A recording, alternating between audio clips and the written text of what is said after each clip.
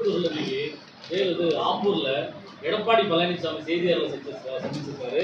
அப்பா அவர் சொல்லியிருக்காரு, இன்னைக்கு தேர்தல் பெண்கள் உரிமை தொகையை 5,000 ரூபாய் ஸ்டாலின் கொடுத்திருக்காரு, அவர் தேர்தல் தோல்வி பயத்தில் கொடுத்திருக்காரு அப்படின்ற மாதிரி சொல்லியிருக்காரு. எதிர்கட்சி தலைவர் என்ன எங்களை பாராட்டுவாரா? சட்டமன்றத்தில் திடீர் என்று அவர் கண்ணுக்கு தெரியும். பணத்தெல்லாம் திடீர்னு எடுத்துலாம் பேங்கெல்லாம் போட முடியாது, கையில் கொடுக்கறது இல்லை. இந்த பணம் முழுக்க இன்றைக்கு அந்தந்த கணக்கில் வங்கிக்கு பணம் போயிருக்கிறது. ஏற்கனவே மகளிர் உதவித்தொகை என்றைக்கு நாங்கள் ஆரம்பித்தோமோ, ஏற்கனவே முதல் கட்டமாக 1,16,00,000 கொடுத்தோம். அதுக்கு முன்னால் 1,31,00,000 இரண்டாவது கட்டமாக தகுதி உள்ளவர்கள் தேர்வு செஞ்சு 1,31,00,000 குடும்பங்களுக்கு ஏற்கனவே வங்கிகளுக்கு தான் போயிருக்குது. ஆனால் ஏற்கனவே வங்கிக்கு போனால் திட்டமிடப்பட்ட ஒரு அரசாங்கம் எந்தெந்த தேதியில் வங்கிக்கு பணம் அனுப்புறது எவ்வளோ அனுப்புறது திட்டமிட்டு தான் பண்ண முடியும். இது ஒன்று திடீர் சாம்பார், திடீர் கத்திரிக்காய், திடீர் பிரியாணி போட முடியாது.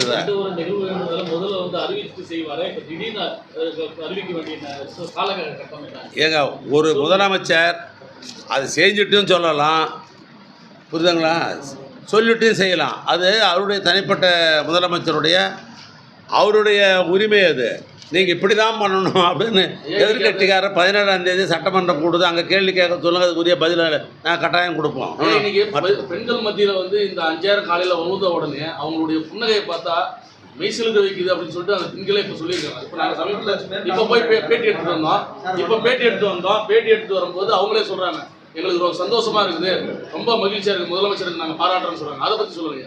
திருவண்ணாமலைக்காரன் நான் இங்கே இருக்கிறேன். இது மாதிரி பணம் ஏன்னா நான் இங்கே கிட்டத்தட்ட 5 தினங்களாக தொடர்ந்து இங்கே திருப்பத்தூர்லேயே நான் பயணித்து கொண்டிருக்கிறேன். இன்றைக்கு காலையில் 11 மணிக்கு இதை பற்றி தெரிஞ்சுக்கலாம்ன்றதுக்கு நான் என்ன பண்ணேன், என் சொந்த தொகுதி திருவண்ணாமலைக்கு ஒரு ஃபோன் அடித்தேன்.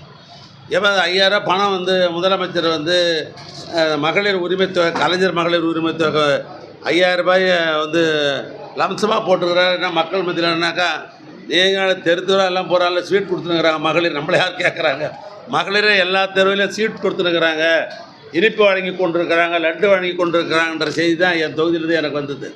சரி, அங்கே தான் காட்டின்னு சொல்லி நேரடியாக என்ன பண்ணேன், யஷ்வந்த் தொகுதி சட்டமன்ற உறுப்பினர் வசந்தம் கார்த்திக்கு சட்டமன்ற உறுப்பினருக்கு ஃபோன் போட்டேன். இதை பற்றி என்னப்பா இங்கே மேலத்தாளம் தான் பூரா நம்மளே இல்லை, பெண்கள் நம்மளை ஒதுக்கிட்டு அதை பூராவுமே மகிழ்ச்சியாக கொண்டாடி கொண்டிருக்கிறாங்க அப்படின்ற செய்தி. இதுதான் தமிழ்நாடு முழுதும். உதாரணம் இந்த கள்ளக்குறிச்சி மாவட்டத்தை சொன்னேன், ஒன்று என் சொந்த மாவட்டத்தை சொன்னேன். இதுதான் தமிழ்நாடு முழுதும். மகளிருக்கு தன்னுடைய சுய தேவைகளை பூர்த்தி கொள்வதற்கு இந்த பணம் அவங்களுக்கு பெரிதும் உதவுது. அதை கிரிட்டிசைசம் பண்ணுறோம், அது யாரோ ஒரு பணக்காரனாக இருப்பான். நடுத்தர குடும்பத்தில் இருப்பவர்களோ இந்த பணத்தை எதிர்பார்த்து தான் குடும்பம் நடத்த வேண்டும் என்கிற குடும்பம் இருக்குதே, அவளுக்கு இது பெரிய தொகை. 5,000 ரூபாய் பெரிய தொகை தானே. அதனால் அது ஒரு மகிழ்ச்சியாகத்தான் தமிழ்நாட்டு மக்கள் இருக்கிறாங்க. ஒன்று மாத்திரம் புரிஞ்சுக்கணும், எடப்பாடி யாரும் புரிஞ்சுக்கணும், எடப்பாடி வகைராவும் புரிஞ்சுக்கணும். ஏதோ இந்த பணம் என்ன 1,000 ரூபாய் பணத்தை இந்த 5,000 ரூபாய் பணத்தைன்றது ஏதோ திராவிட முன்னேற்ற கழகத்தில் ஓட்டு போடுறவங்க மட்டும் இதை கொடுக்குற மாதிரியும் அப்படி அல்ல. இதில் கட்சி பாகுபாடு பார்க்குறாரா? எதுவும் கிடையாது. அல்லது ஏன்னா மத பாகுபாடு பார்க்குறாரா? அதுவும் கிடையாது. ஜாதி பாகுபாடு பார்க்குறாரா? அதுவும் கிடையாது.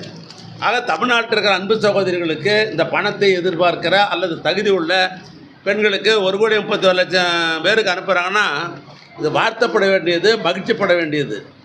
ஆனால் அதை விட்டுட்டு போய் குறை சொல்கிறார். அதனால தான் நான் ஆரம்பத்திலே சொன்னேன், அவர் என்ன பாராட்டியாக பேசுவார், இப்படி தான் சொல்லுவார். 1,50,000 பேருக்கு இவ்வளோ அனுமதி பெற்று கரை சான்றிதழெல்லாம் பெற்று அனுமதி பிரகாரம் நடத்துறீங்க. ஆனால் 5,000 பேர் கலந்துங்கன்னா அதில் ஒருத்தர் செத்துறா சார், டிவி இன்னைக்கு சார். அது ஏன் சார் அந்த மாதிரி பர்மிஷன்? வருத்தப்பட வேண்டிய விஷயம், வேதனைப்பட வேண்டிய விஷயம். அது சம்பந்தப்பட்ட துறை சம்பந்தப்பட்ட அலுவலர் அது மேற்கொண்டு நடவடிக்கை எடுப்பார்.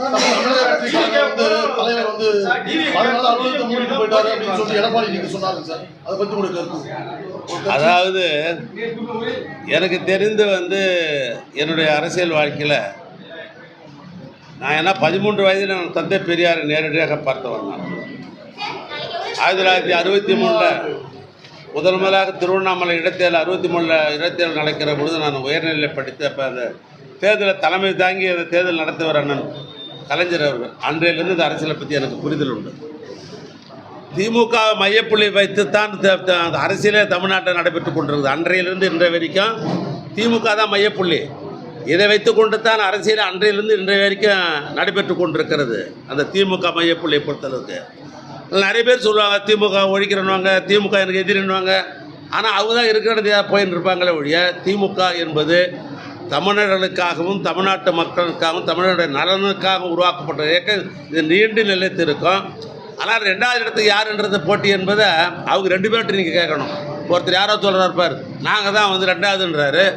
நம்முடைய நண்பர் நம்முடைய எதிர்க்கட்சி தலைவர் என்ன சொல்கிறார், திமுகவுக்கு எங்களுக்கு தான் போட்டி, இடையில் இருக்கிற பேச்சே இடமே இல்லையான்றார் அவர். அதனால் இப்போ நீங்கள் கேள்வி கேட்க வேண்டியது அவங்க 2 பேர் யார் தாங்க நீங்கள் 2வது இடத்துல இருக்கிறீங்க சொல்லுங்கள்னு கேட்கணும். முதலிடத்திலே திராவிட முன்னேற்ற கழகம் இருப்பது என்பது அவள் வாயாலே வெளிப்படுகிற ஒரு செய்தி.